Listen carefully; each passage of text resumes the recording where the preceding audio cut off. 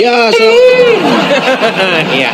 Gini kan enak, mantap. Ya, Bang Ya. Junet, saya mau tanya dulu Bang Junet, Muslim? Mau pakai peci dulu, izin Bang. Boleh, silakan. Peci, kacamata, boleh.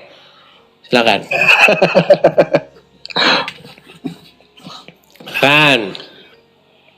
Ganteng kan? Ini kan keren. Iya. Gimana Ya, gimana? Bang Junet, saya mau tanya dulu, Anda Muslim? Muslim. Muslim.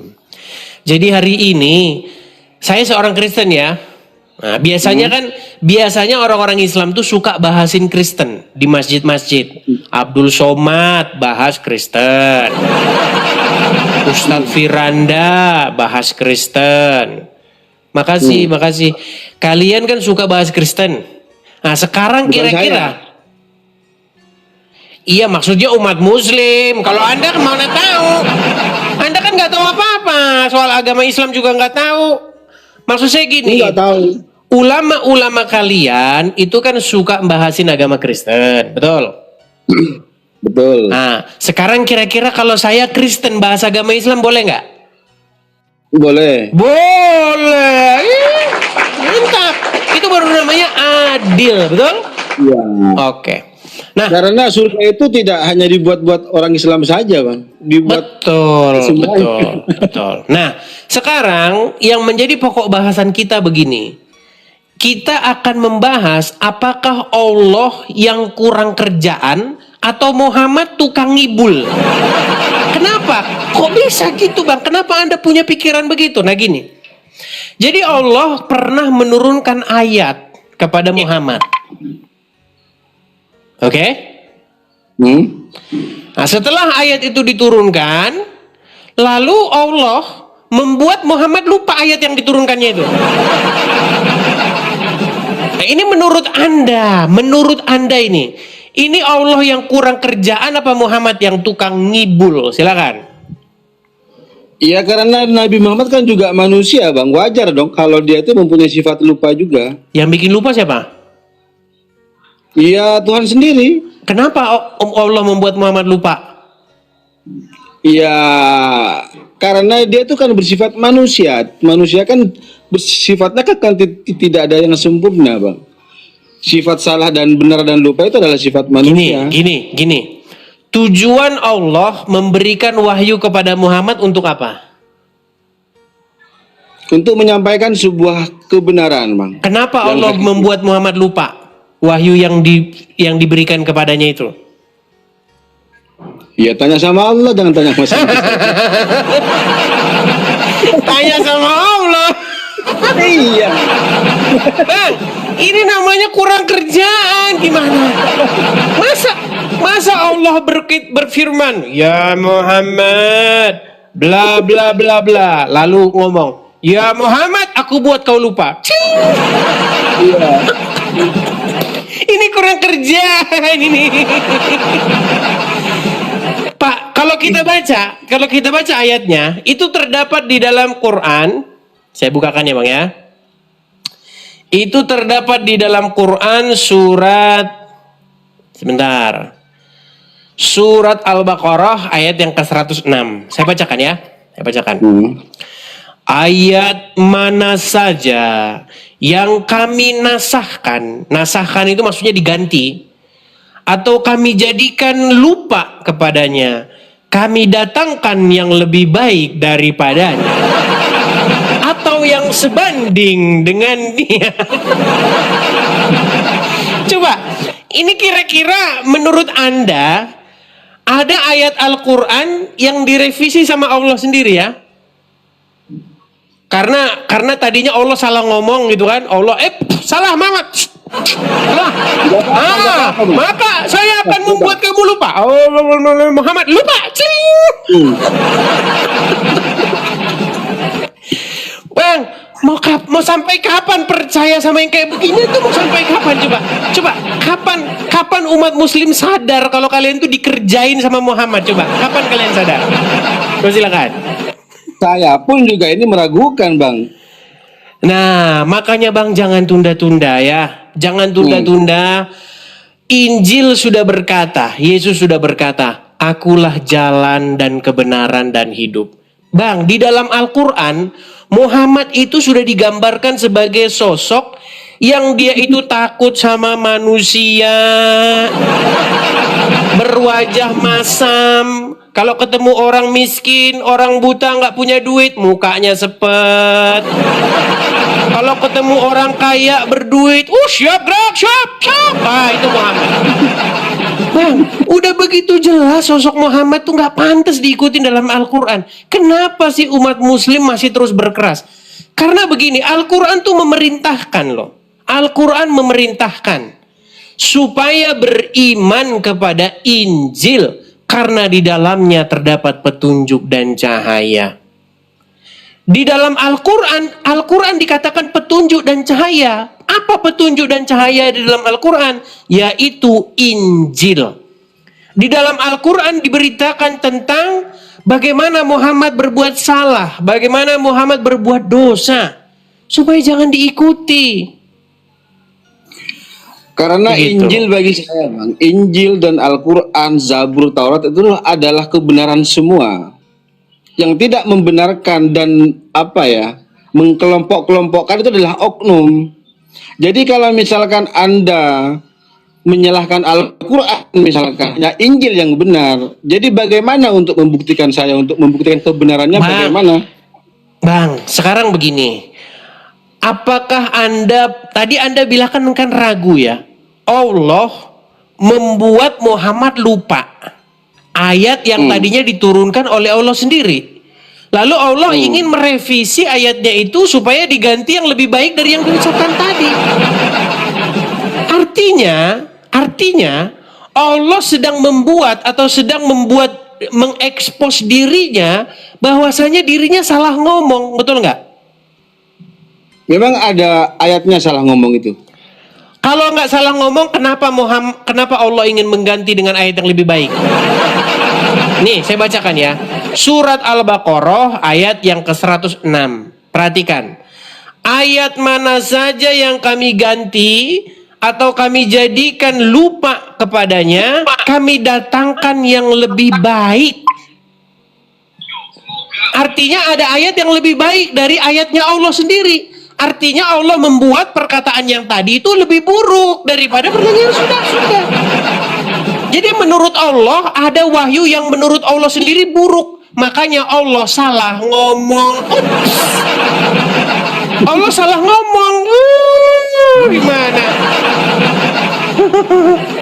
Tapi itulah Bang, pesan saya.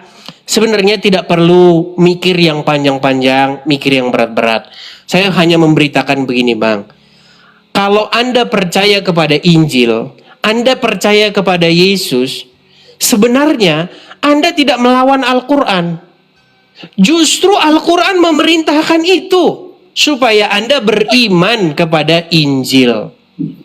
Makanya nanti kalau di yaumil akhir, nanti ditanya, kenapa kamu percaya mengikut kepada Yesus? Loh, kan Allah memerintahkan, Al-Quran memerintahkan.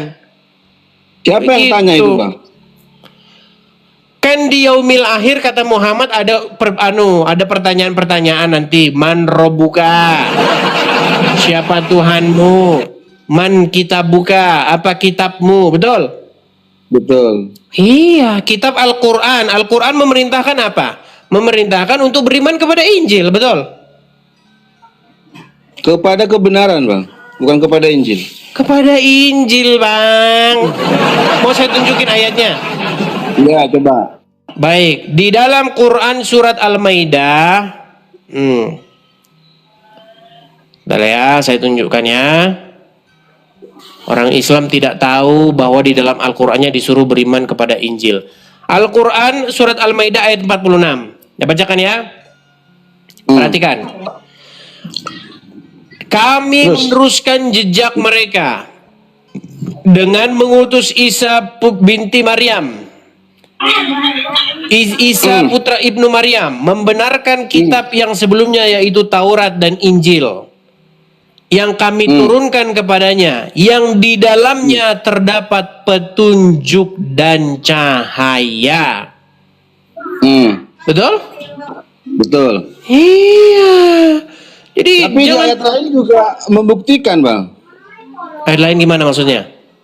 Nah, ini di surat Al-Bayyinah. Oke, Al-Bayyinah Oke, ya. berapa? Cek. Nih, Al-Bayyinah berapa? orang-orang kafir yang dari golongan ahli kitab Wah. nih. Hmm. Terbang mati bang.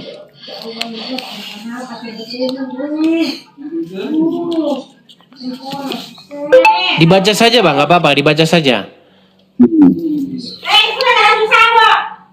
Lam yakunil ladzina kafaru min ahlil kitabi wal musyrikina wal munafiqina hatta ta'tiyahumul bayyinah. Artinya begini, orang-orang yang kafir dari golongan ahli kitab dan orang-orang musyrik tidak akan meninggalkan agama mereka sampai datang kepada mereka bukti yang nyata. Bagaimana itu? Definisi menurut Anda? Orang-orang kafir dan ahli kitab, lalu coba kamera dibalik dulu bang, jangan dimati-matikan, jangan udah malu jadi orang Islam. Kamera nyala dulu. Iya ini nyala nih bang. Oke. Orang-orang kafir, Al-Bayyinah berapa tadi? Ayat 1. Oke, Al-Bayyinah ayat 1 ya, saya bacakan ya. Saya bacakan. Di sini dikatakan bahwasanya orang-orang yang kufur atau kafir dari golongan ahlul kitab dan orang-orang musyrik tidak akan meninggalkan kekufuran mereka sampai datang kepada mereka bukti yang nyata. Betul. Masalahnya kan tidak datang bukti yang nyata. Bagaimana Anda suguhkan kayak begini? Ini bukti yang nyata ini. Allah menurunkan ayat, lalu Allah membuat Muhammad lupa ayat yang diturunkannya. Lalu Allah menggantinya dengan yang lebih baik. Turunnya Injil sama Al-Quran itu duluan mana bang? Duluan Injil. Nah berarti yang benar ini berarti dong Al-Quran. Oke, apakah Al-Quran memerintahkan untuk beriman kepada Injil? Saya belum menemukan masih. Astagfirullahaladzim. Tadi kan sudah saya bacakan, Bang. Oke, coba buka di situ Quran surat Yunus ayat yang ke-90. Coba dibacakan, Bang. Ya, Anda yang baca. Kalau saya yang baca nanti cuma saya yang ngerti Al-Quran. Enggak, saya kan Muslim, itu kitab saya, Bang. Iya, masalahnya kalau saya yang baca nanti Anda nggak ngerti. Yunus 92. Begini Bang Edis ya, kalau sampean ingin menganggap kitab Anda adalah yang benar, jadi telusuri dulu, perdalami dulu Al-Quran itu, baca dari awal sampai akhir. Bang, saya sudah lakukan itu. Saya sudah membaca Al-Quran dari Al-Fatihah sampai Anas. Saya sudah baca berulang-ulang. Bagaimana Anda menyuruh saya membaca lagi? Justru Anda lah yang saya suruh membaca.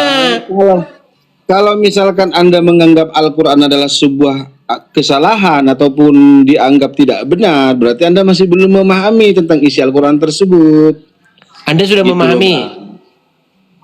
Saya masih belajar memahami. Bukan masih belajar. Oke lah, baiklah.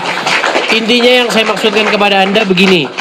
Kalau orang membaca Al-Quran, maka dia diperintahkan untuk beriman kepada Injil. Setuju? Kepada Allah di Al-Quran tuh, bukan kepada Injil. Iya, berarti Anda perlu membaca Quran lagi ya. Kalau gitu baca Quran lagi. Terima kasih Bang Junaid Firmansyah. Iya, masalahnya umat muslim ini teman-teman, mereka itu ketika membaca Al-Quran memang nggak dibaca artinya. Akhirnya ya apapun yang dibacanya ya amin. Iya. Saya sarankan ya kepada orang-orang Islam, ketika kalian membaca Al-Quran, bacalah artinya. Kalau kalian tidak membaca artinya, bagaimana kalian tahu isinya? Gimana sih? Tahu nggak? ketika ada lomba-lomba, lomba hafalan Quran, lomba bacaan Quran, itu kan dilombakan kan? Lomba hafiz Al-Quran gitu. Coba lomba memahami Al-Quran, gak ada. Orang Islam lomba hafal-hafalan. Tetapi apa yang dihafal itu mereka tidak tahu. Termasuk ayat ini.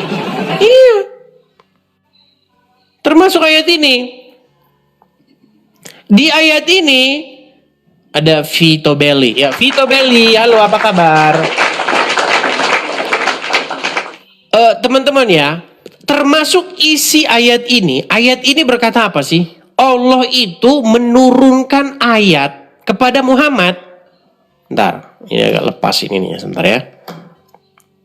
Lalu Allah membuat Muhammad tuh lupa itu. Lalu diganti yang lebih baik atau yang sama dengan itu. Coba kalian mikir coba.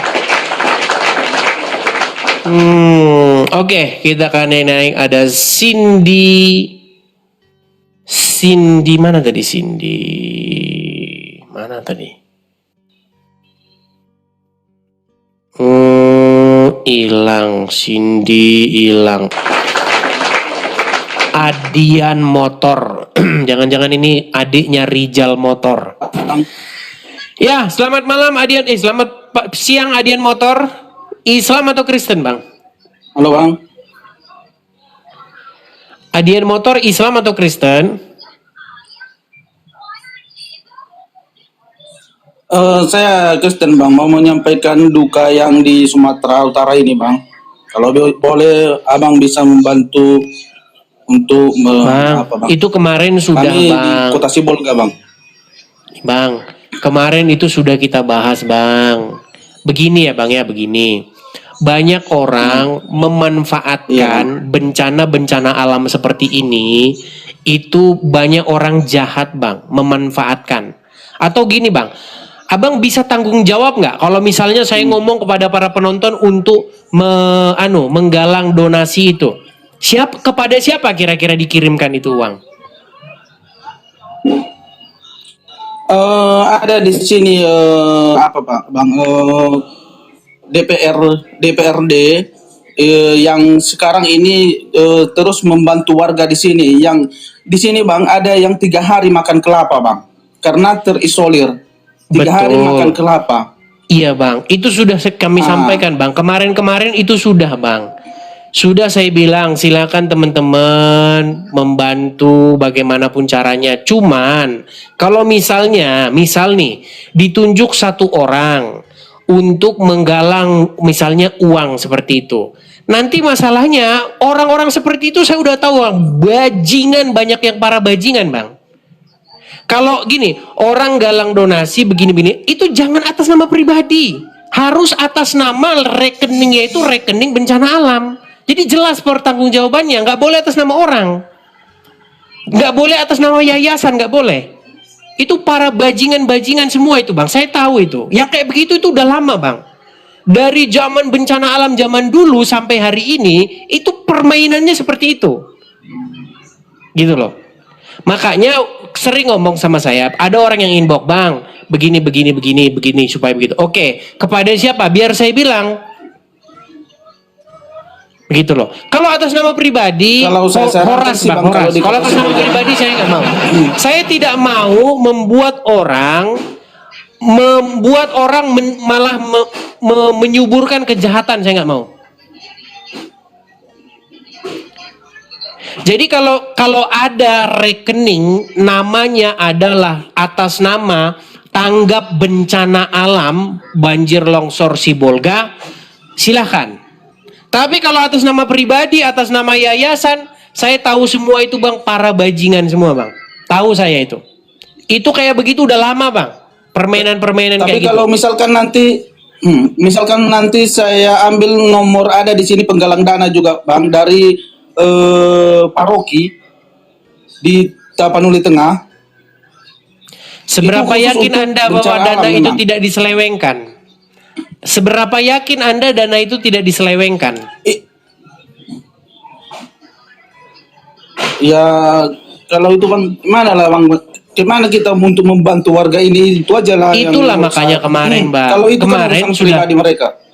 betul. Kemarin kan sudah saya bilang, bukan cuman Anda kesini yang naik. Kemarin itu udah. Saya bilang begini, bagi teman-teman yang ada di sekitar Sumatera Utara, silahkan bergerak membantu. Begitu Bang. Tapi kalau Anda menyuruh saya untuk teman-teman kirim ke sini, saya nggak akan pernah mau. Karena apa? Karena itu nanti uangnya pasti diselewengkan.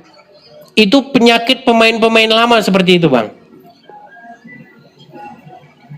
Seperti itu ya Bang ya, Bang. biar Abang Saya sudah paham, sampaikan biar Abang sama abang mengerti. aja ya. Ya, jadi silahkan kalau misalnya teman-teman, itu juga sudah banyak loh Bang.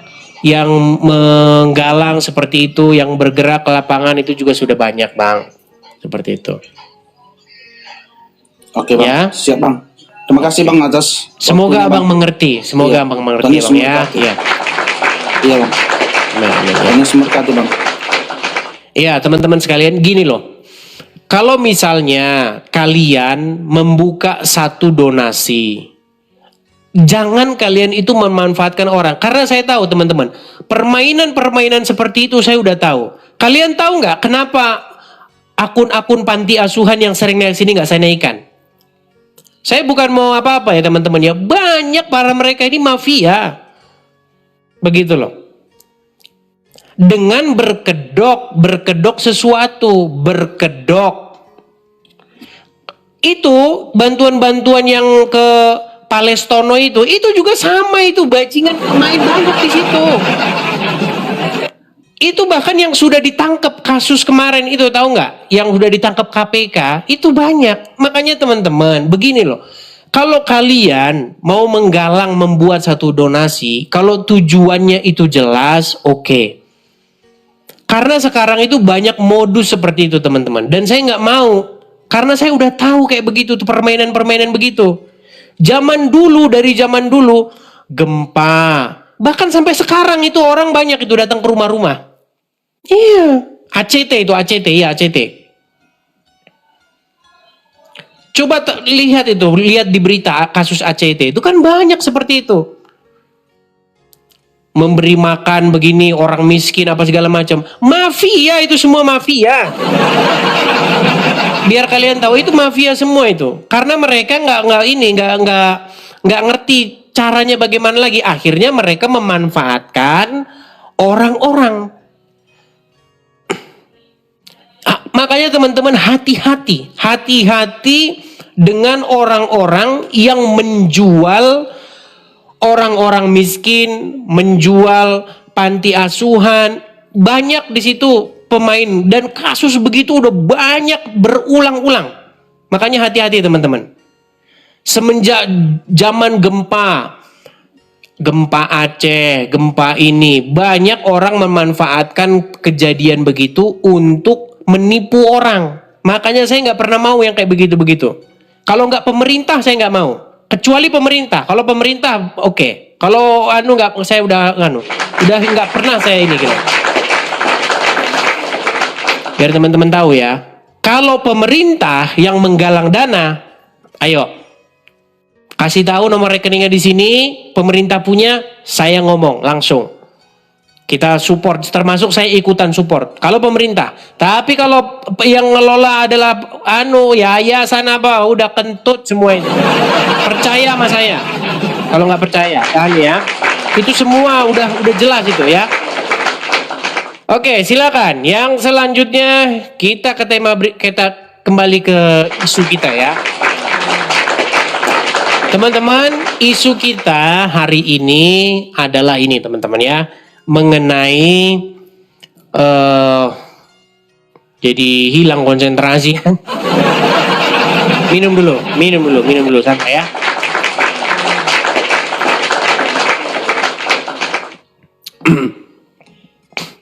Karena teman-teman lagi ngomongin masalah donasi, kita ngomong masalah isu donasi nih ya teman-teman ya.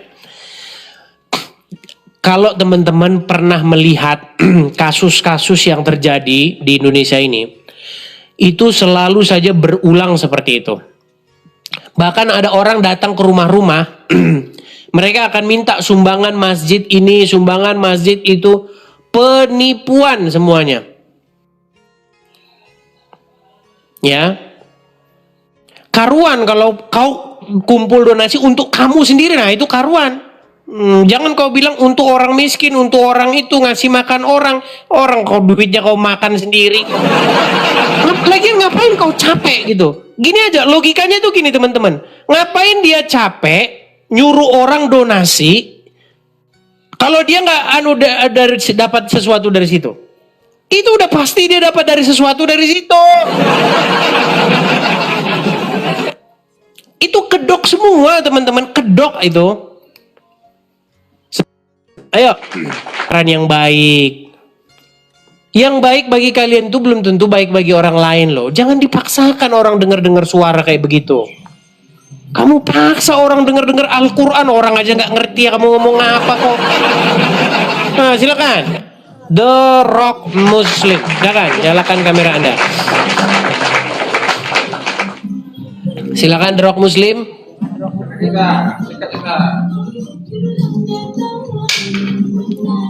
Ya, halo. Ya, Dis. Oke, bentar. Kamu dengerin suara apa itu? Musik tuh haram di dalam Al-Quran. Di dalam hadis musik juga haram.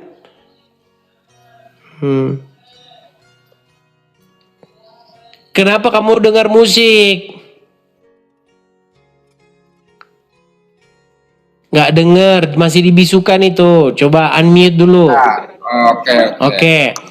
Kenapa kamu mendengarkan musik sementara musik itu diharamkan di dalam Al-Qur'an, di dalam hadis oleh Muhammad? Oke, aku terangin. Musik haram. Itu ulama dua versi. Ada bilang musik itu haram mutlak. Ada yang bilang musik itu haram kalau kita arah ke maksiat. Contoh musik bisa kita minum tua, arak, pakai musik, itu jatuhnya haram. Oke, bisa saya tanggapi? Dua pendapat. Oke, dua pendapat ya. Dua pendapat. Oke, bentar. Ya. Sebentar saya bacakan dulu hadisnya, boleh? Boleh saya bacakan hadisnya? Boleh, saya balikan dulu kamera saya ya. Coba suara berisik-berisik tuh dihilangin dulu. Oke. Tadi kamu mengatakan bahwasanya ulama ya. Saya bilang Muhammad, tapi kamu larinya ke ulama ya. Oke. Memang Muhammad ini teman-teman udah nggak dianggap lagi dengan orang Muslim, udah nggak dianggap. Orang Muslim lah yang sudah menganggap Muhammad itu tidak waras, makanya mereka tidak mau lagi berpatokan kepada Muhammad karena Muhammad dianggap tidak waras lagi. Oke. Baik. Saya akan tampilkan hadisnya. Ini hadisnya ya jelas ya. Sahih Bukhari ya jelas ya. Perhatikan. Sungguh benar-benar akan ada di kalangan umatku sekelompok orang yang akan menghalalkan zina, sutera, khamr, dan alat musik. Dan beberapa kelompok akan singgah di lereng gunung dan dengan binatang ternak mereka. Seorang yang fakir mendatangi mereka untuk suatu keperluan, lalu mereka berkata, "Kembalilah kepada kami esok hari." Kemudian Allah mendatangkan siksaan kepada mereka dan menimpakan gunung kepada mereka, serta Allah mengubah sebagian menjadi kera dan babi hingga hari kiamat. Kita baca lagi, bukan satu lagi, bukan satu dua. Sungguh akan ada orang-orang dari umatku yang meminum khamr. Mereka memakannya dengan selain namanya. Mereka dihibur dengan musik dan alunan suara biduan nita. Ya. Jadi kalau kalian di Palembang, di Lampung itu pangki, come on, pangki. Itu sudah melanggar itu. Iya. Oh, kalau di Lampung itu organ terus, organ. Oke, pangki. Kulihat, kupandang sekeliling, semua membuat aku merinding. Apa pula pada benar sangat asing ini semua seperti bule-bule itu. Ciki kakiro, hiro dira, organ Lampung. Nah, itu dia. Tuh, seperti itu ya. Ini haram. Nah, lagi nih. Ibnu Umar berkata, pernah mendengar suara seruling dari seorang penggembala. Lalu beliau menyumbat kedua telinganya dengan kedua jarinya. Kemudian beliau pindah ke jalan yang lain.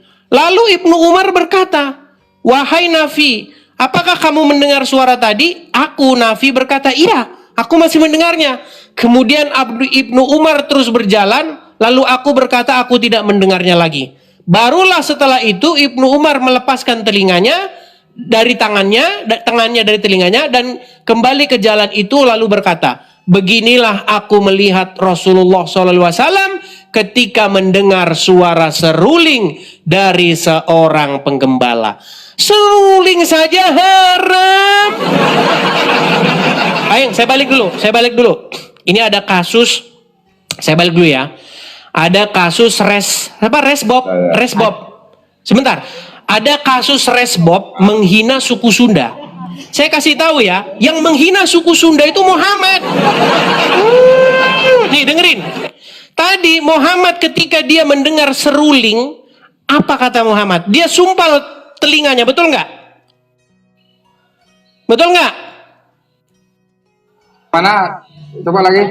Astagfirullahaladzim. Tadi kan ada seseorang yang menyumpal Gini deh, telinganya. Aku boleh argumen sebentar ya. Tenang. Biar saya selesaikan dulu poin saya. Biar saya masukkan dulu Ya. poin saya. Ketika dia mendengar seruling gembala, dia sumpal telinganya. Sampai dia tanya, masih dengar? Masih. Masih dengar? Masih. Sampai dia tidak dengar lagi, baru telinganya dibuka. Dan dia bilang, "Begitulah aku melihat Rasulullah ketika dia mendengar seruling gembala." Jadi Muhammad itu mengharamkan alat musik. Jangankan musik, alatnya diharamkan sama Muhammad. Nah, kemarin ada Resbob menghina suku Sunda katanya kan. Yang menghina suku Sunda sebenarnya, kalian bertanya, apakah Muhammad menghina suku Sunda? Dengarkan ini. Begitu enaknya nih. Begitu enaknya. Ini suara yang sangat senang saya dengar. Dengerin nih.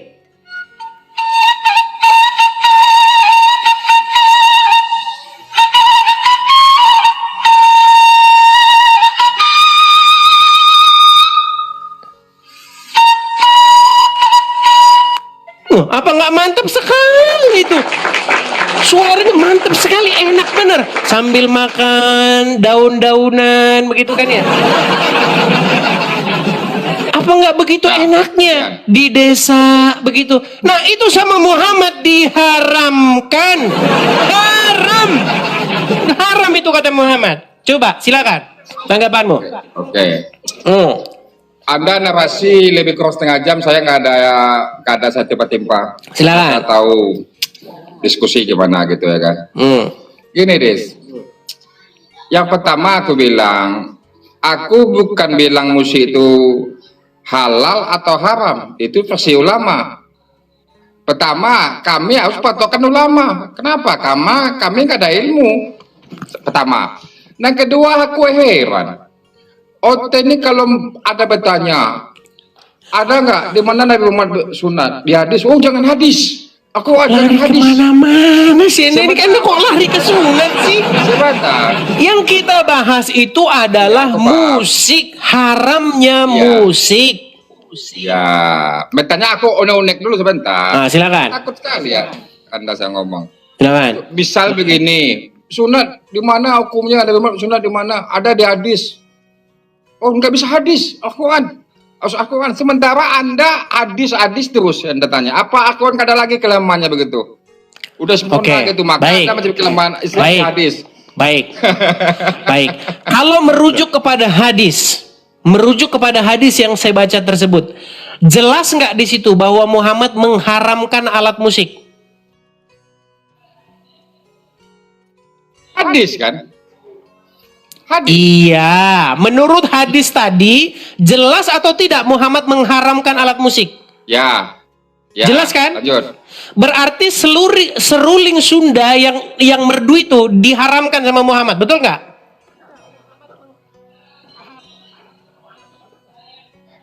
Maka ada mutlak. Sudahlah. Makanya saya bilang, makanya begini ya. The Rock Muslim, dengar bro, The Rock Muslim. Saya kan bilang begini. Kalau kamu benar-benar sungguh-sungguh belajar hadis, saya kan sudah pernah bilang 6 bulan yang lalu, sebentar lagi kamu akan telepon tukang loa. Bro, tolong dulu angkat hadis-hadis ini dari rumah saya. Kan sudah saya bilang, hadis-hadis itu memang membawa petaka dan membawa bencana. Oke. Karena apa? Karena isinya bikin Ini muslim dia. saling bunuh satu sama lain. Karena apa? Dengarkan, pesan saya, ini saya serius ya. Pesan saya begini. Al-Quran memerintahkan, berimanlah kamu kepada kitab-kitab yang datang sebelum Al-Quran. Tetapi umat muslim malah beriman kepada kitab-kitab yang datang sesudah Al-Quran. Apa itu? Kitab-kitab hadis tadi. Akhirnya apa? Akhirnya umat muslim menuju kepada kesesatan. Aku ngomong ya, kita diskusi. Silakan. Anda bilang Islam harus beriman, jangan beriman setelah kitab Al-Quran itu masuk Anda, karena Al-Quran itu kitab terakhir. Anda tahu masuk Alkitab tuh enggak? Alkitab itu firman Tuhan, maka kitab itu Taurat, Injil, Zabur, Al-Quran. Iya, kenapa Kan kalian Anda tidak bilang beriman kepada Injil?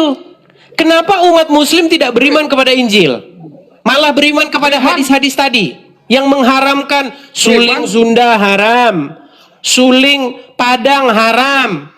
Oh, padahal enak-enak itu suling-suling Padang juga kan? Ini oke, aku jawab. Katanya Anda tuh sarjana, tapi aku menjawab Anda nggak nyambung. Peristiwa lama, ada bilang haram mutlak, ada bilang haram kalau itu sifatnya maksiat. Bagaimana Maksudnya mungkin di ini masing-masing. masih menimbulkan multitafsir? Ada nggak pembantahan di situ? The Rock Muslim. Hadisnya sudah begitu jelas loh. Muhammad menyumpal telinganya. Dengar, Muhammad menyumpal telinganya ketika dia mendengar suling. Muhammad berkata, diharamkan alat musik. Alat musik diharamkan. Apalagi musiknya, apalagi dibunyiin. Alatnya saja sudah diharamkan, apalagi dibunyikan. Ini sudah begitu jelas. Tahu nggak kenapa ada ulama-ulama yang masih mentolerir itu? Karena apa? Karena nanti kalau terlalu keras, nanti orang Islam sepi yang mau masuk Islam. Ahmad Dhani keluar dari Islam. Terus siapa itu? Yang gitaris yang dari Padang. Siapa? Ustadz Dery. Ustadz Dery nanti keluar dari Islam. Jadi supaya nanti umat tidak berkurang. Boleh-boleh dikit lah. Itu. Saya ngerti. Tidak mungkin kebenaran itu bersifat seperti itu. Abu-abu.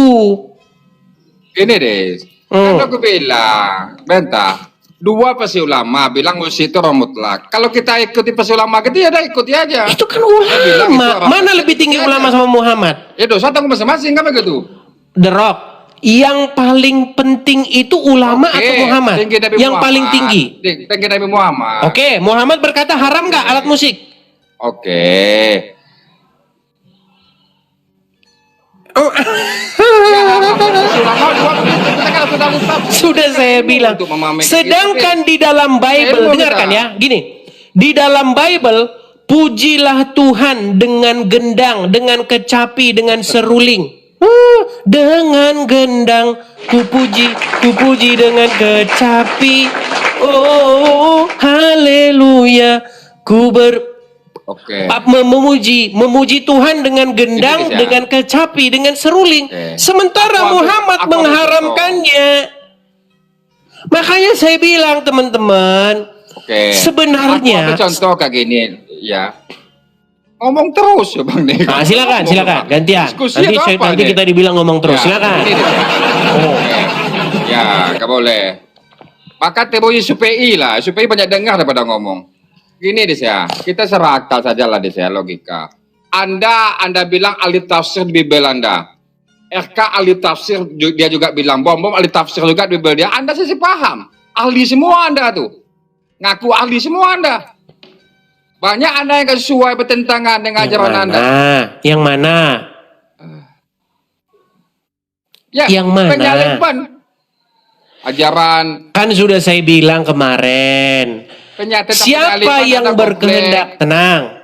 Anda kan Yesus ingin Tuhan ada membandingkan. komplek. Oke, baik. Alim. Saya jawab ya. Saya jawab.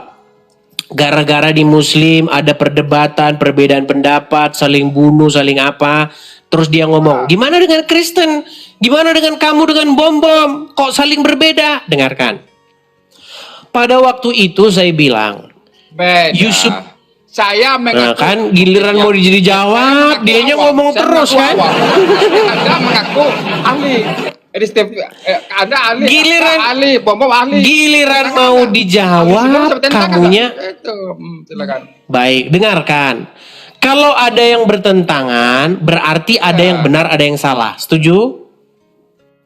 Kalau ada ulama yang bertentangan, berarti ada yang benar, ada yang salah. Betul?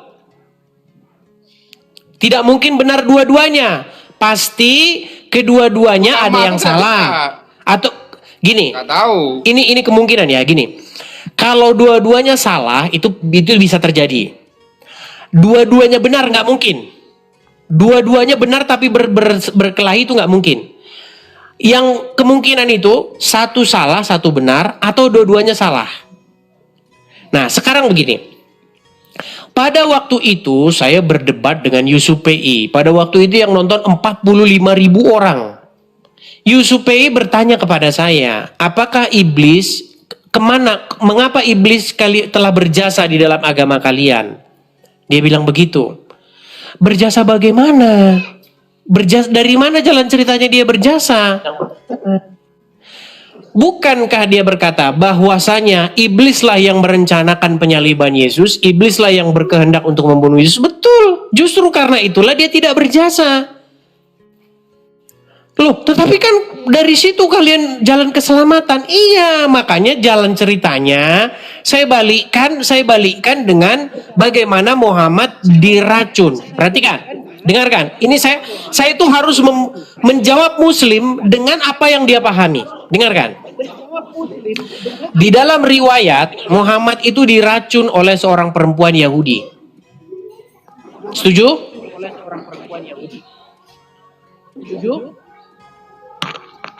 Ya, kalau aku dengar kayak gitu. Oke, Muhammad diracun oleh perempuan Yahudi. Oleh karena itu, para ulama seperti Ustadz Firanda, Ustadz Khalid Basalamah mengatakan Muhammad syahid. Dia meninggal syahid di dalam pengkabaran tentang agama Islam.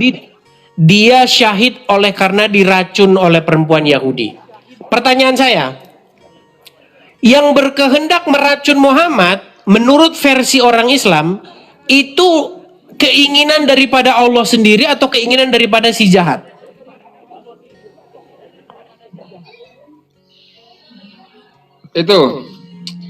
Itu ya nggak tahu lah aku. Ya nggak tahu mamanya saya.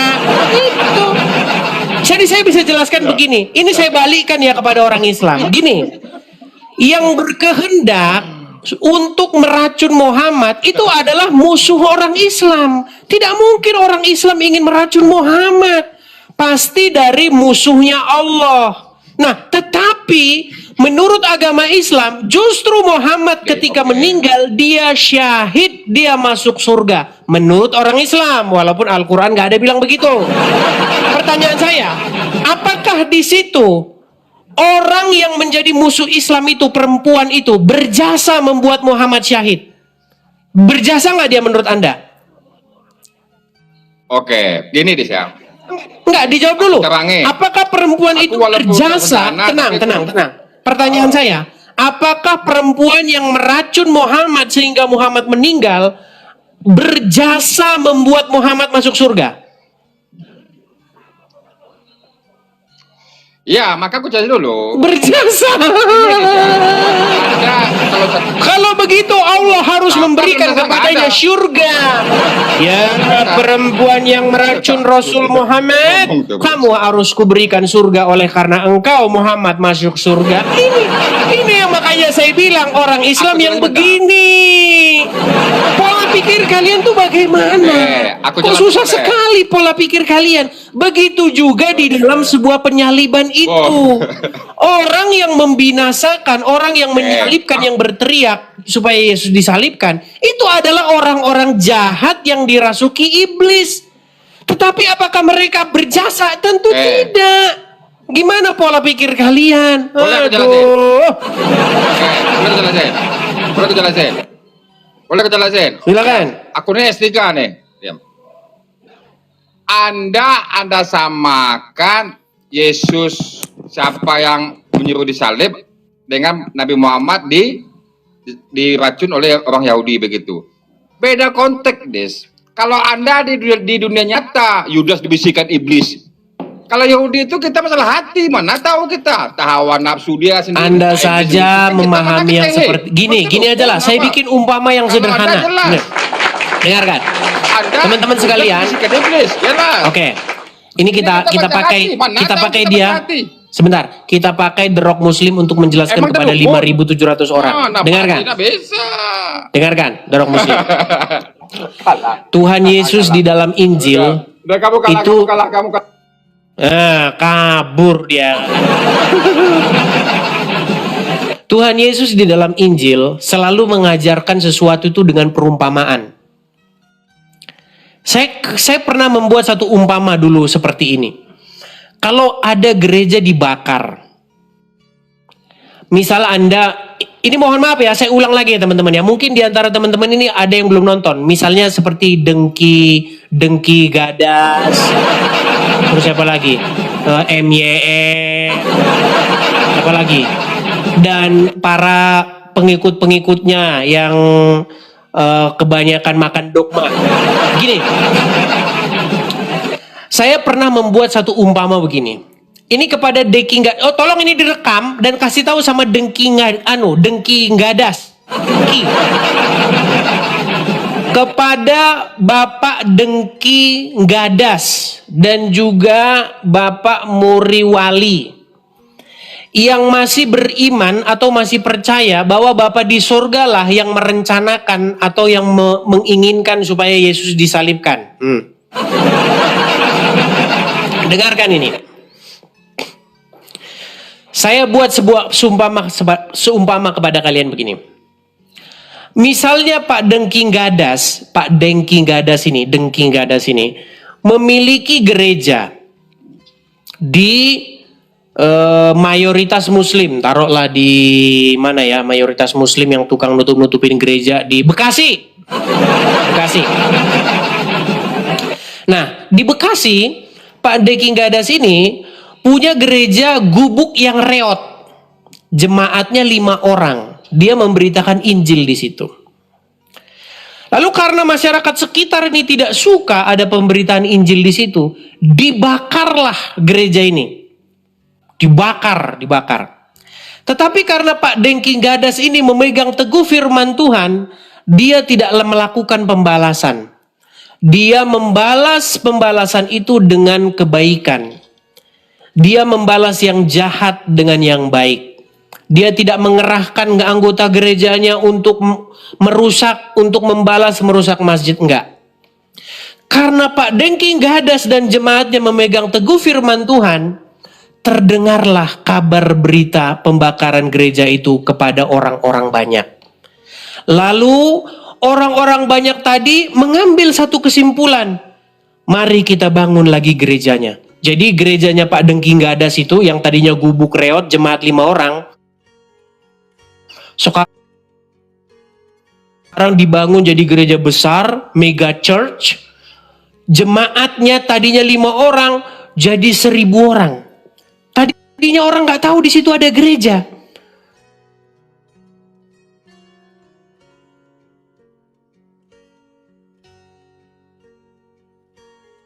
Firman Tuhan, maksud hati mereka ingin membasmi gereja, tetapi keinginan mereka tidak terjadi. Yang terjadi malah sebaliknya. Yang terjadi malah gerejanya semakin besar, pemberitaan Injil malah semakin menjadi-jadi. Pertanyaan saya, siapakah dalang di balik pembakaran gereja. Kalau kau bilang itu Bapa di sorga, berarti kamu tidak waras lagi. Itu keinginan iblis. Iblislah yang menginginkan supaya gerejanya Pak Deki Gadas itu dibakar. Itu keinginan iblis. Sedangkan keinginan Bapa di sorga apa? Keinginan Bapa di sorga adalah membalikkan rencana jahat si iblis itu. Makanya keinginan iblis dengan keinginan Bapa di sorga itu gontok-gontokan. Selalu bertolak belakang. Tapi memahami hal yang seperti ini saja nggak bisa. Ya karena kebanyakan makan dogma.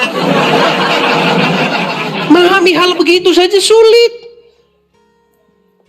Gitu loh. Begitu juga di dalam peristiwa penyaliban itu. Rencana jahat si iblis dengan rencana Bapa di sorga itu gontokan. Gontokan. Rencana iblis kalah di situ. Iblis kalah. Justru ketika Yesus wafat di kayu salib, dia taat, tidak melawan, tidak memberontak, tidak melakukan kejahatan. Dia tidak membuka mulutnya seperti seekor domba yang dibawa ke pembantaian. Dia tetap taat setia kepada Bapa di surga. Dia tidak mengerahkan orang-orang Yahudi untuk melakukan pemberontakan. Ketika dia wafat di kayu salib, disitulah justru kemenangan. Seperti gereja tadi, ketika Pak Dengki Gadas diam, tidak melawan, membiarkan gerejanya dibakar, justru tetap setia melakukan firman Tuhan. Di situ kemenangannya. Buktinya apa? Hasil akhirnya apa? Gereja dibangun lagi. Gereja dibangun yang lebih besar. Yang terjadi apakah keinginan orang-orang yang di Bekasi itu? Ini perumpamaan aja ya. Ini perumpamaan karena di Bekasi sering nutup-nutup gereja. Iya. Jadi kita bikin aja Bekasi contohnya kan. Keinginan mereka itu ingin membinasakan firman Tuhan. Keinginan mereka ingin melenyapkan gereja. Tetapi yang terjadi malah sebaliknya. Lalu kamu mau mengatakan bahwa rencana untuk membakar gereja itu adalah rencana Bapa di surga. Makanya orang Islam bilang sama kamu, oh kalau Bapa di surga merencanakan itu, artinya iblis dan orang-orang Bekasi jadi kaki tangannya. Harusnya orang-orang yang membakar gereja itu mendapat pahala. Harusnya mereka diberikan penghargaan oleh karena engkaulah gereja tambah besar. Ya bukan karena mereka, Peang. Kalau karena mereka gereja tambah besar, harusnya mereka jangan dipenjara. Harusnya mereka kau kasih duit. Bukan pola pikirnya.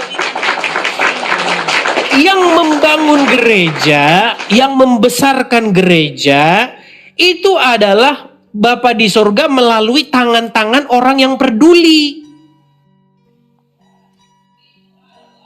Ketika orang-orang mendengar berita penganiayaan itu, mereka bersatu padu menggalang dana. Ayo kita bikin gereja lagi yang lebih besar di sini. Ayo kita datang ke gereja ini. Itu bertentangan dengan keinginan iblis. Kalau akalmu nggak nyampe, ya mau gimana? Susah. Gitu loh. Itu sudah kita bahas itu mengenai siapakah yang menginginkan supaya Yesus disalibkan. Iblis. Iblis yang menginginkan itu. Iblis menginginkan kebinasaan Yesus. Iblis menginginkan pemberitaan Injil itu berhenti. Tetapi keinginan iblis itu tidak tercapai. Justru Bapa di surga menggulingkan rencana iblis itu. Mentunggang balikkan rencana iblis itu. Dengan cara apa? Dengan cara membangkitkan Yesus. Itu biblikal. Itu ajaran yang biblikal. Kau bilang Bapa di surga sama-sama dengan iblis bersama-sama berkehendak menyalibkan Yesus. Duet. Mereka duet. Aduh.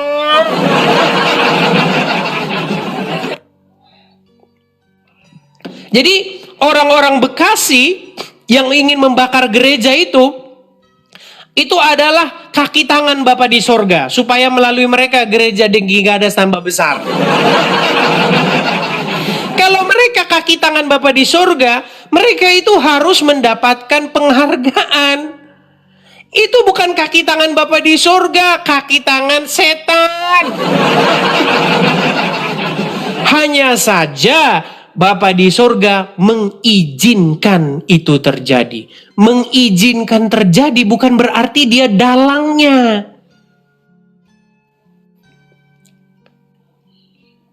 Contoh, saya kasih contoh. Ketika kamu melepas anakmu berjalan, belajar jalan sendiri dia. Kamu izinkan gak dia jatuh?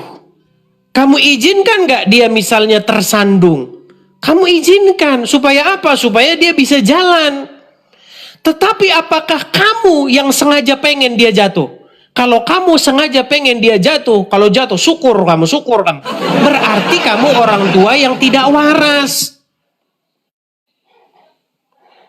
Aduh, tapi ya kita harus mengajarkan ini berkali-kali teman-teman ya. Karena memang banyak orang-orang ini memang IQ-nya itu jongkok. Tapi kita pelan-pelan lah ya, jangan terlalu menghakimi. Mungkin pemahaman mereka belum dalam, mungkin pengertian mereka belum sempurna, mungkin mereka baca Bible sambil begini-begini.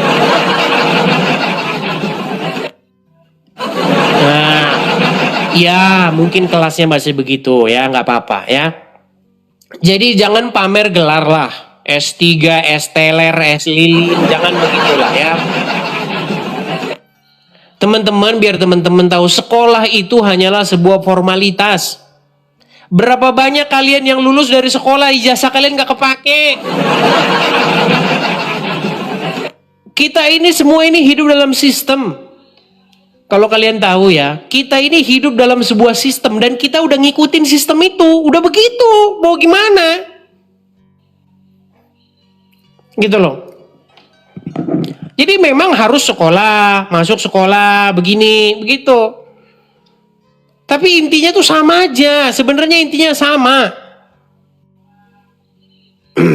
Ya. Di sekolah pun ya belajarnya juga ya dari disuruh cari sendiri. Cuman ada lembaga aja seperti itu. Ya, seperti itu. Oke, kita kasih naik ada sebentar ya. Immanuel.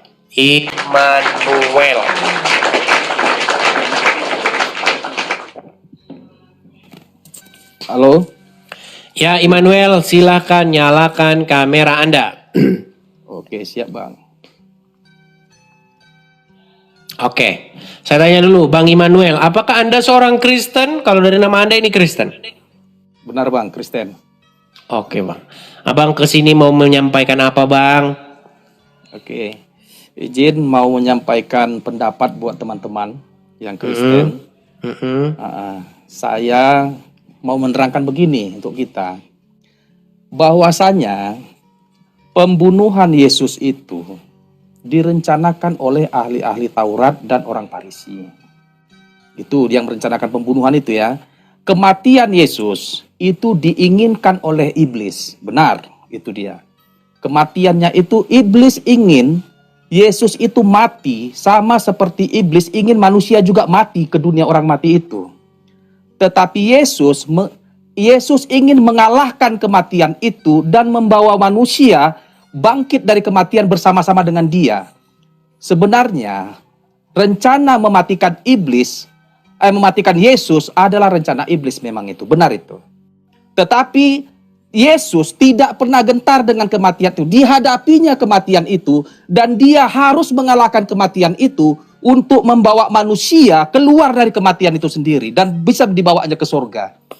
Jadi yang direncanakan Yesus adalah bangkit dari kematian, bukan dia merencanakan kematian. Yang merencanakan kematian Yesus memang benar adalah iblis. Itu di pendapatku Bang Elis. Itulah Bang yang saya beritakan Bang. Karena banyak orang-orang sekolah teologi bahkan udah S3, udah S-teler. Dia bilang begitu Bang, dia bilang bahwa rencana untuk menyalibkan Yesus itu, keinginan supaya Yesus disalibkan itu adalah rencana atau keinginan Bapa di surga sendiri. Jadi Bapa di surga sendirilah yang menggerakkan orang-orang supaya orang-orang menyalib Yesus gitu loh. Gini bang, aku tanya juga sih sama ada dokter. Ku tanya begini bang, Amang, ku bilang, apakah yang Yesus disalib itu rencana siapa? Aku bilang. Jadi memang dikatakannya ya itu beda pendapat. Ada yang mengatakan itu ya, ada yang mengatakan rencana ya Tuhan merencanakan penyelamatan via kayu salib. Jadi memang ada beda pendapat lah di antara para teolog. Tapi saya nih secara Iya. logik Itu aja kan bilang, itu kan sudah kita bahas Bang, udah sampai bosan kita bahas itu. Itu sebenarnya mirip 11-12 dengan kasusnya Yusuf. Begitu loh. Yusuf dibuang, disingkirkan atau ingin dilenyapkan oleh saudara-saudaranya. Dengan cara apa? Dengan cara dibuang ke Mesir. Tetapi justru lewat dengan cara itulah keselamatan terjadi bagi bangsa-bangsa. setuju bang. Nah, justru ketaatan Yesus taat setia tanpa melakukan perlawanan, tanpa melakukan dosa sampai ia wafat. Justru itulah menangnya. Sama Bang, ketika kita menginjil, memberitakan kebenaran, kita pegang teguh firman Tuhan, kita dibunuh oleh karena pemberitaan Injil, kita mati, itu kemenangan kita. Betul. Makanya kata Rasul Paulus, hidup bagiku adalah Kristus dan mati adalah sebuah keuntungan. Betul. Tapi orang banyak masa dibilang artinya berarti kalau Paulus dibunuh atau kalau Tuhan Yesus dibunuh berarti itu juga. Begitu, kita ini satu tubuh teman-teman. Satu tubuh itu hendaknya saling membangun, saling menasehati, begitu ya. Seperti itu, oke teman-teman ya. Ya silakan, ini belum kita sudah jam berapa ini teman-teman. Sudah mau jam 12 siang, udah waktunya makan siang. Gimana teman-teman? Bisa kita rehat, nanti kita lanjut lagi malam atau bagaimana? Kita mau rutin kayaknya nih pagi-pagi siaran. Gimana? Rehat dulu karena udah mau jam 12 siang. Mau lanjut. Nggak tahu deh saya capek.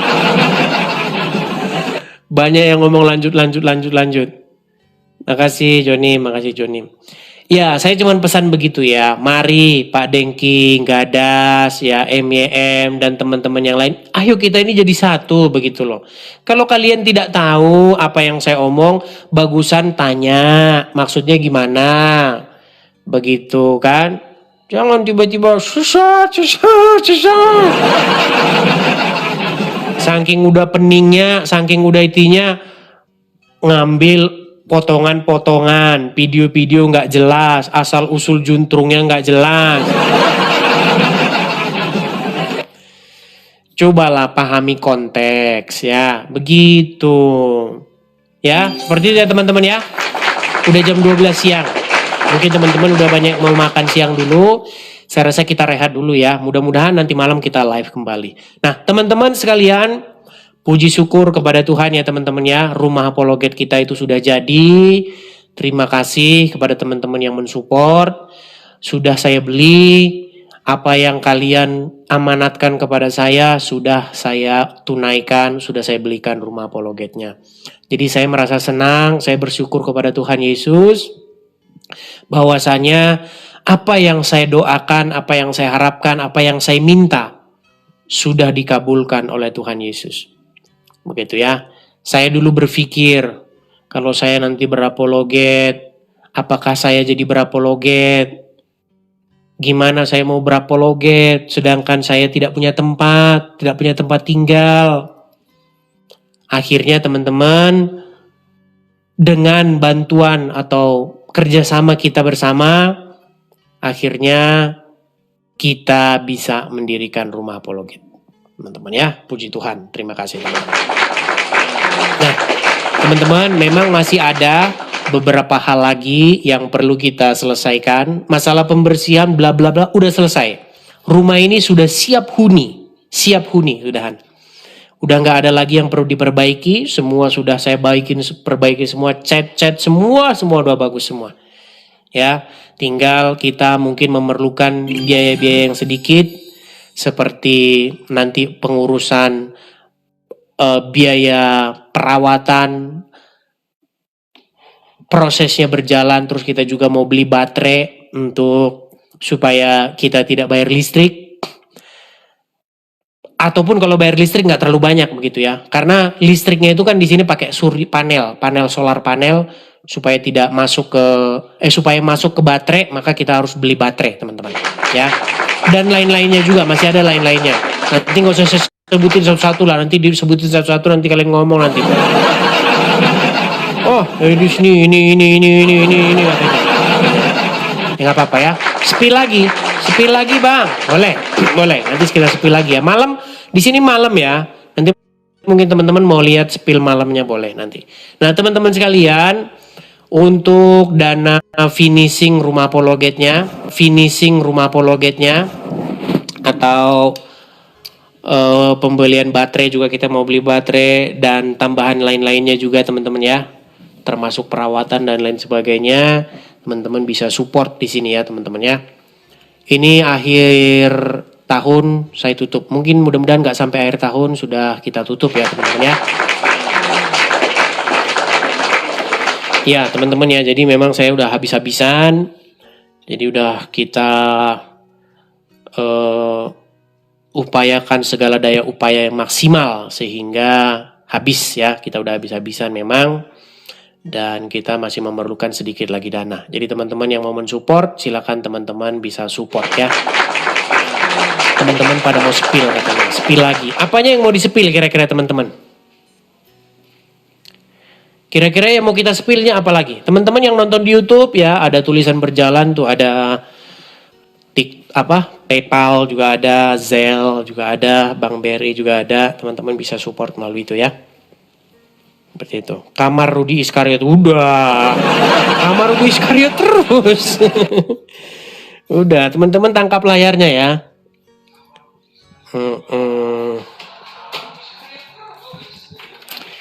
Kita lihat ya. Kalau malam di sini tuh gelap sekali teman-teman ya. Nah ini teman-teman kalau malam nih. Bentar saya kasih lihat kalau malam ya. Inilah malam hari teman-teman.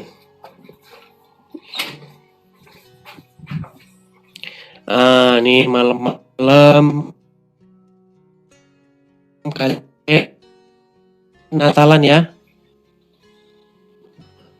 Lihat ya.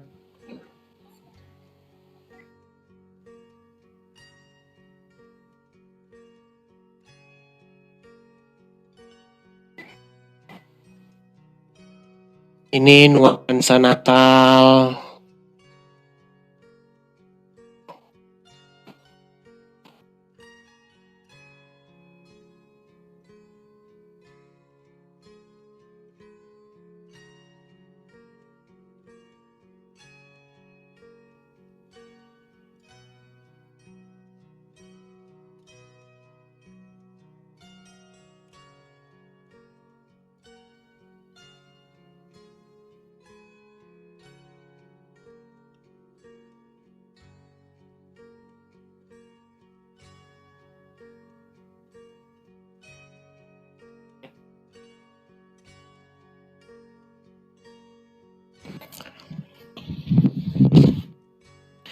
Cuman kita yang nggak Natalan.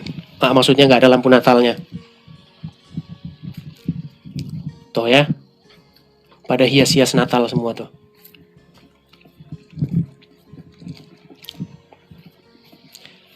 Kalau kita Natalnya cuman ini doang nih.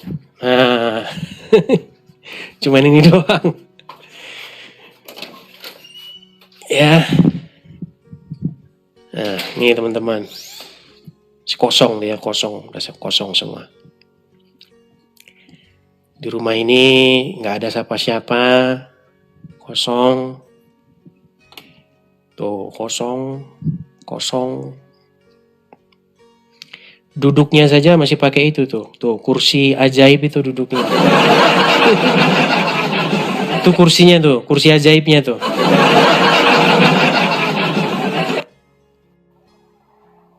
Jadi ada yang upload video. Oh, Edis koleksi mobil mewah katanya. Nah, koleksi kursi nih. Ini anunya kitchen diningnya, tempat meja makannya itu. Ini kursinya tuh, mejanya gede sekali tuh kursinya segini. Seperti itu ya. Jadi masih kosong teman-teman. Sepil kamar Rudi Iskariot lagi-lagi. Oh, mungkin kemarin Rudi Iskariot nggak lihat ya. Mudah-mudahan Rudi Iskariot ngelihat ini. Oke. Rudi Iskariot dia pengen disepil kamarnya karena Rudi Iskariot tuh pengen lihat kamarnya. Ya.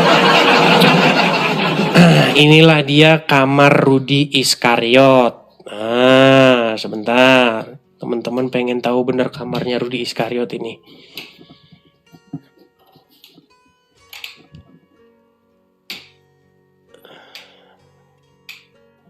Ini kadang-kadang lampunya itu kadang hidup. Oh ini. Nah itu. Ini kamarnya Rudi Iskariot. Ya. Terus ini kamar laundry kalau mau nyuci baju. Ini juga kamar satu lagi. Ini rencananya tadinya kamarnya RK ini tadinya aturannya. Nih kan. Seharusnya RK di sini nih, biar kita bikin konten bareng, bikin podcast bareng, tapinya nah. Ini harusnya kamarnya RK nih. RK harusnya di sini. Udah kita angan-angankan ya. Ini kamar mandinya. Ini kamar mandinya tuh. Terus ini kamar lagi. Kalau ini kamarnya sebenarnya ini Elia Miron ini sebenarnya. Cuman Elia Miron sekarang dia udah super sibuk sih. Kalau Elia Miron mah beli kayak gini dibeli 5 bisa sama dia. Ini sebenarnya nih ya. Udah dibikin spraynya tuh udah rapi, ya kan? Ini lemari bajunya. Tuh. Lemari bajunya. Terus mana lagi ya? Ini kamar mandi sudah.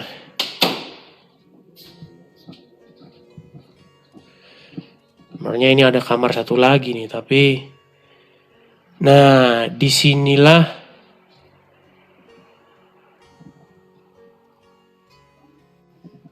saya tidur nih, tuh. Di sini saya tidur tuh, kamarnya seperti itu.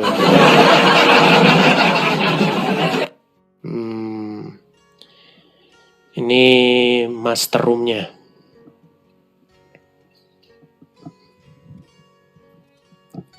Master room, ini master roomnya tuh. Tuh. Kemudian, ya itulah ya. Rumah apologetnya teman-teman masih kosong. Terus ada yang ngomong kan, pokoknya ada saja yang mengkritik ini. Wah, Edis begini, begitu. Masalahnya orang tuh tidak tahu keadaan di sini. Masalahnya di sini itu memang kayak begini semua. Rumah itu ya begini semua di sini itu. Gitu loh. Adapun rumah-rumah yang dia tidak ada rumahnya, tapi teman-teman rumahnya itu nanti kalau jadi tadinya saya itu mau ngambil rumah-rumah yang seperti ini. Nanti kalau kita ambil rumah seperti itu harganya sama teman-teman. Ada rumah yang bukan di perumahan, rumahnya itu tanpa HOA, ya, harga sama, tetapi rumahnya itu ya, aduh kalau kalian lihat ya, apa kalian perlu saya tunjukin rumah-rumah yang ini? Sebentar ya, aduh saya nggak bisa. Pokoknya itu harganya sama. Misalnya saya kasih contoh ya, kita pergi ke daerah rumah-rumah yang tanpa HOA. Saya sudah cek, jadi sebelum saya ambil ini teman-teman, saya itu sudah lakukan survei. Bahkan saya kan kalau kalian ingat, saya kan udah keluar state. Saya sudah sampai keluar state loh. Pindah ke state lain. Saya sudah ke Oklahoma, saya sudah ke Texas, udah saya cek semua. Bahkan dulu kan saya bilang, teman-teman sekalian, kita akan beli rumahnya di state lain. Ternyata waktu kami ke sana, waduh teman-teman, jauh di hutan, teman-teman. Saya waktu kami di Oklahoma, di daerah Mustang. Kami ke Oklahoma itu namanya Mustang. Nah, di Mustang itu malam kami keluar dari rumah. Waduh, teman-teman, kalau lampu mobil putus, mati kami, benar. Karena memang udah nggak bisa lihat apa-apa lagi. Jagung, kebun jagung. Kanan kiri jagung itu, gelap sekali. Dan tahu nggak kalian harga rumah di situ? Harga rumah di situ, waktu itu kami lihat itu 250.000 US dollar. 250.000 itu kalau dirupiahin sekitar 4 miliar. Masalahnya memang kayak begitu, rumahnya begitu. Jadi jangan kalian pikir rumahnya kayak di Indonesia, enggak. Rumahnya enggak ada. Kalau rumah kayak di Indonesia, aduh, saya udah seneng bener. Saya udah seneng bener. Masalahnya memang nggak ada rumah yang kayak kita ini kan di Indonesia, nggak ada. Rumah harga 500 juta itu nggak ada. Nah, akhirnya kemarin nih saya kan bilang kan sama teman-teman sekalian gimana ini teman-teman? Apakah kita harus pindah state? Nah, orang-orang sini itu banyak yang kasihan. Janganlah bang, ke Oklahoma di sana itu ada tornado bang, di sana sepi. Akhirnya apa? Coba, akhirnya apa? Yang saya teringat kepada apa? Aku melayangkan mataku ke gunung-gunung. Dari manakah datangnya pertolongan? Pertolonganku ialah datang daripada Tuhan. Betul kan? Ternyata teman-teman dalam waktu yang singkat, kalau nggak salah 3 bulan saja. 3 bulan dalam waktu yang paling singkat setelah saya ngomong begitu. Langsung dikabulkan sama Tuhan. Kita nggak perlu pindah state. Kita nggak perlu pindah negara bagian. Kita masih tetap di daerah California sini. Diizinkan oleh Tuhan atas berkat bantuan dari teman-teman sekalian juga, kita beli yang di sini. Dan biar teman-teman tahu, ada yang tanpa pajak tahunan atau pajak tahunannya itu kecil, tapi harganya sama.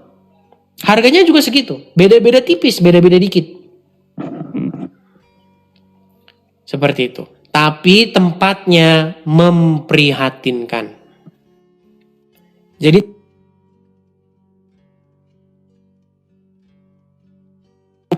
keliling-keliling.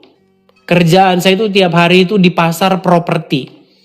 Jadi kalau saya lihat pasar properti, lihat begini, lihat begitu. Begitu teman-teman. Biar teman-teman tahu. Jadi ada rumah-rumah gitu ya. Misalnya di daerah-daerah mana gitu yang nggak ada HOA-nya, harganya nggak beda-beda jauh dengan ini. Seperti itu. Dan tempatnya itu menurut saya nggak layak. Nanti kalau saya tunjukin nama kalian, nanti malah diketawain. Iya. Rumah apa itu kayak gitu? Ini saya kasih tunjuk. Biar teman-teman saya kasih tunjuk ya. Mungkin teman-teman pengen tahu kayak apa. Nih. Jadi teman-teman, kita itu tidak akan bisa selamat dari congor orang pembenci kita. Nggak bakal bisa. Yang penting kita selamat dari mulut Tuhan. Ya, kita nggak akan pernah selamat dari mulut atau congor para pembenci kita. Kita beli rumah yang jelek, diketawain. Kalau kita beli rumah yang jelek, pasti omongannya, wek, lihat itu. Si Edis galang rumah apologet, dibeliin rumah yang kayak kaleng-kaleng. Kalau kita beli rumah yang bagus, lihat tuh, beli rumah yang bagus-bagus. Jadi percayalah teman-teman, kalau congor orang kalian ikutin, nggak akan selamat kalian dari congor manusia, nggak akan selamat. Nih, saya kasih tunjuk. Saya kasih tunjuk sama kalian rumah di sini ya. Biar kalian tahu rumah di sini, rumah kayak kaleng-kaleng, kayak tempat rumahnya nggak pantas, nggak layak huni, tapi harganya biar kalian tahu. Nih, mau saya kasih tunjuk ya. Saya mohon maaf ya, saya nggak bermaksud untuk menghina rumah. Jadi jangan pelintir omongan saya, karena seneng orang melintir-melintir omongan saya. Coba, inilah penampakan rumah. Biar kalian saya kasih tunjuk, ya.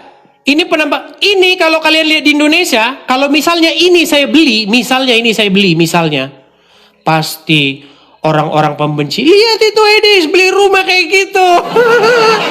Kalian tahu berapa harga rumah ini? Tahu berapa harga rumah? 769.000 US dollar. Biar kalian tahu. Nih. Ini rumah kayak begini. Rumah kita nggak segini harganya. Rumah yang kita beli ini harganya nggak segini. Ya, ini mahal sekali. Bayangkan ini rumah. Ini kalau di Indonesia, ini kayak udah rumah rumah ini. Misalnya penjaga sekolah gitu kan. Kayak begini. Sederhana. Ini kalau kalian rupiahin 769.000, ini sekitar 11 miliar. Ini 11 miliar ini rumah ini harga ini. Biar kalian tahu ukurannya 100 meter persegi. 1254 square feet ini kalau di meter persegi sekitar 100 meter persegi. Bayangkan nih 100 meter persegi ini harganya 12 miliar. Biar kalian tahu. Ini bukan di Indonesia, peang. Makanya saya bilang bersyukur. Kalian di Indonesia itu bersyukur. Saya itu teman-teman, waduh kalau kalian tahu pergumulan di hati saya. Seandainya saya bisa berapologet di Indonesia, ya Tuhan, udah merdeka saya. Biar kalian tahu ini. Ya. Rumah-rumah nih, biar kita lihat lagi yang lain. Biar kalian tahu nih. Banyak orang bilang, wow, Edis beli rumah. Saya itu sudah ngecek teman-teman. Rumah yang kita beli jelek pun harganya mahal. Nih, kita kasih tunjuk lagi misalnya. Bentar ya, kita kasih tunjuk ya. Sabar.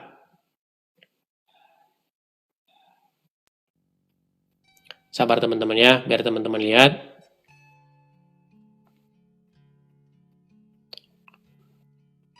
Ini agak sedikit lemot teman-teman, sorry ya.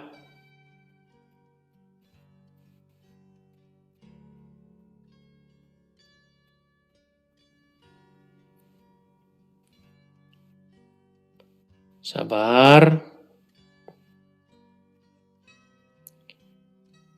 Kita akan lihat. Nih, kelihatan ya rumah-rumah ya. Nih rumah-rumah nih. 600.000, 600.000, 600.000, 549.000. Nah, yang bukan di perumahan, misalnya bukan di perumahan ya. Misal nih, kita kasih contoh.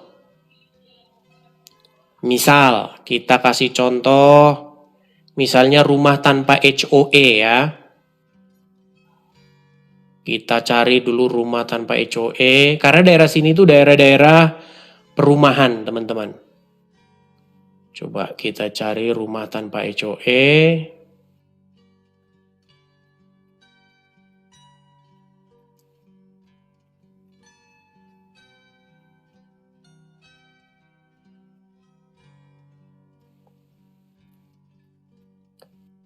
Kita kasih lihat. Ini sayang sekali lemot ya. Enaknya penunjukinya itu pakai laptop lebih bagus sebenarnya. Kalau nunjukin pakai laptop.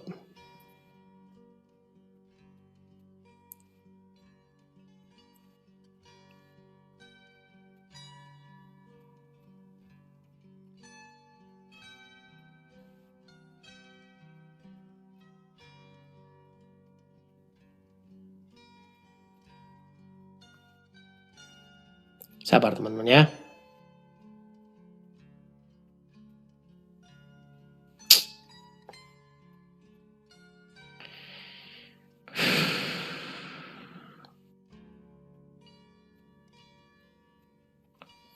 Ini kalau pakai HP ini lemot sekali teman-teman.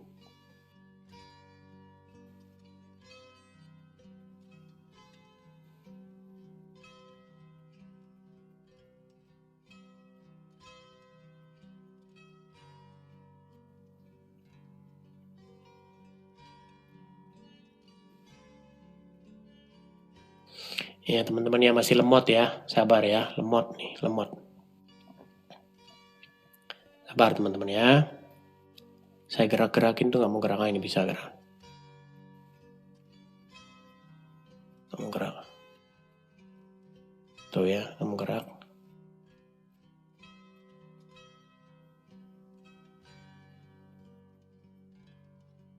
Ini misalnya ini kita besarin. Nih. Misalnya nih kita lihat ya, harga 549.000 nih. Kita klik. Nih kayak begini. Terus misalnya kita geser nih. Kita geser ke arah misalnya nih. Daerah San Bernardino ya. Perbesar.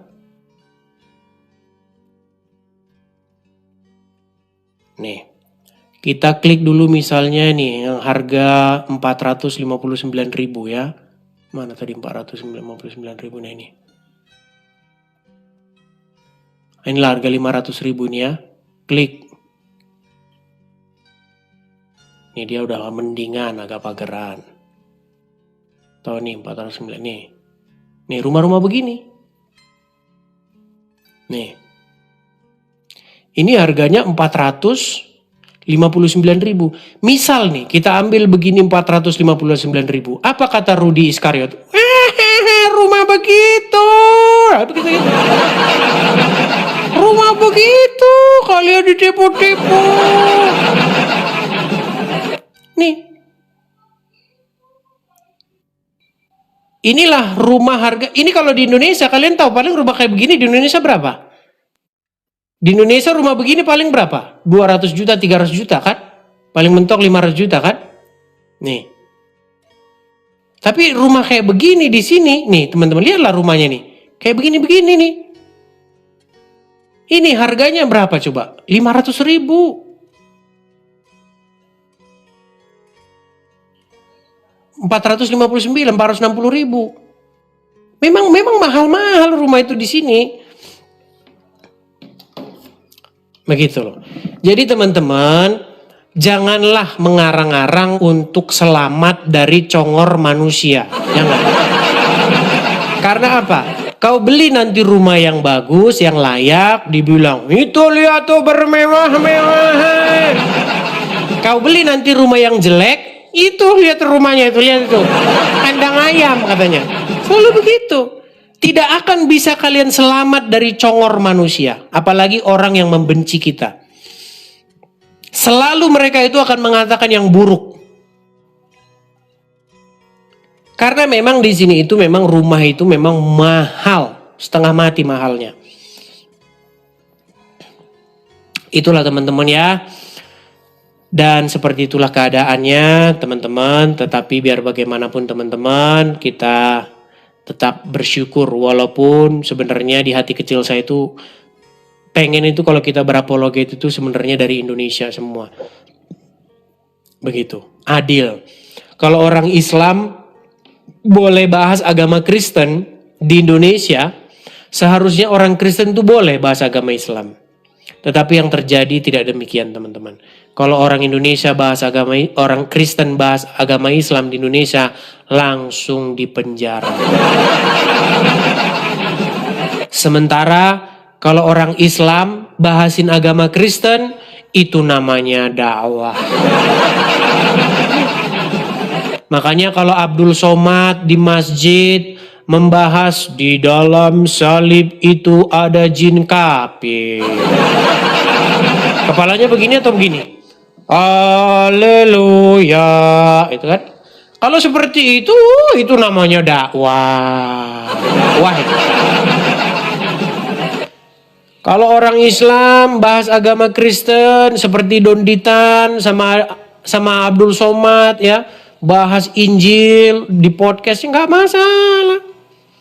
Ngundang penceramah Muslim Zakir Naik begitu bahas-bahas Kristen nggak masalah. Tapi kalau Kristen yang bahas agama Islam,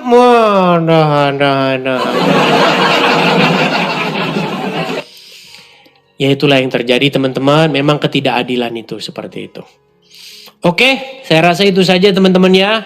Kita mudah-mudahan ketemu lagi nanti malam. Mudah-mudahan ya saya bisa live kembali nanti malam. Jadi teman-teman jangan lupa pantengin terus channel ini. Ya, saya rasa itu saja teman-teman. Sampai ketemu lagi. Tuhan Yesus kiranya memberkati kita semua. Shalom. Sampai jumpa. Selamat siang. Tuhan Yesus. Tuhan Yesus.